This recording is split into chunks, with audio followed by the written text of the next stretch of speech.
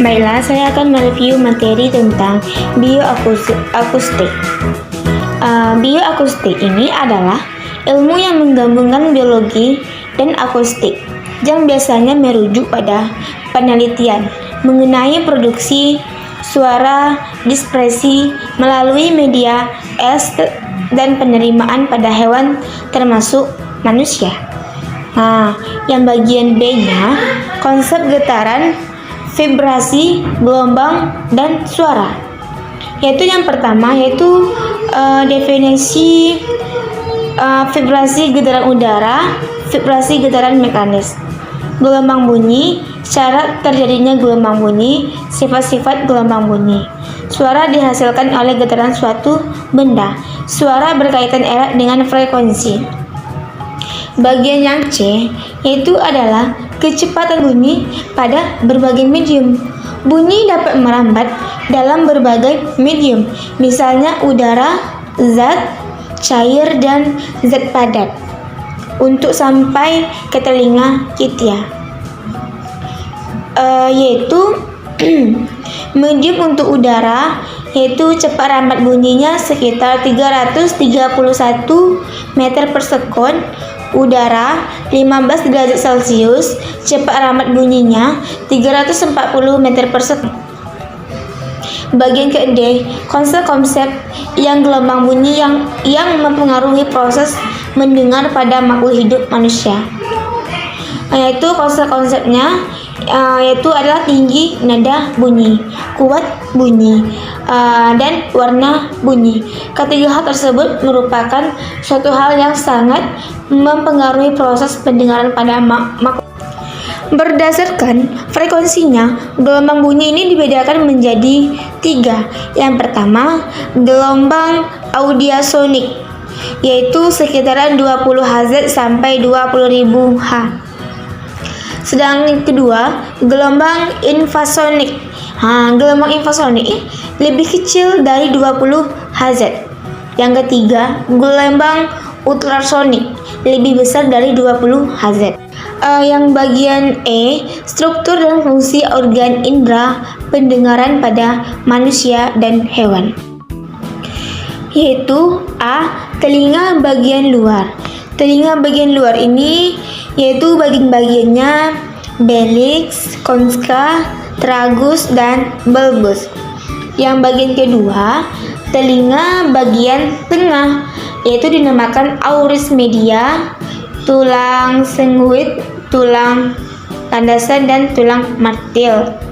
Yang bagian B ini yang bagian ketiganya, telinga bagian dalam, yaitu dilihat dari segi anatominya. Telinga bagian dalam ini terdapat serambi, saluran-saluran gelung, rumah siput. Bagian F, proses pendengaran manusia. Proses pendengaran manusia ini pertama dimulai dari daun telinga. Yang kedua, proses kedua suara yang masuk melalui lubang telinga diterima oleh gendang telinga. Yang bagian ketiganya, proses ketiga, di dalam koklea rumah siput terdapat hair cell yang bergetar akibat suara, dan getarannya menghasilkan getaran listrik yang dihasilkan dari energi kinetik, sehingga aliran listrik itu menjadi sinyal yang menyalurkan ke otak yang dialiri oleh syaraf pendengarannya. Untuk selanjutnya, otak yang bekerja mengartikan semua suara-suara yang masuk tadi. Bagian G yaitu adalah kerja alat bantu dengan untuk gangguan pendengaran pada manusia.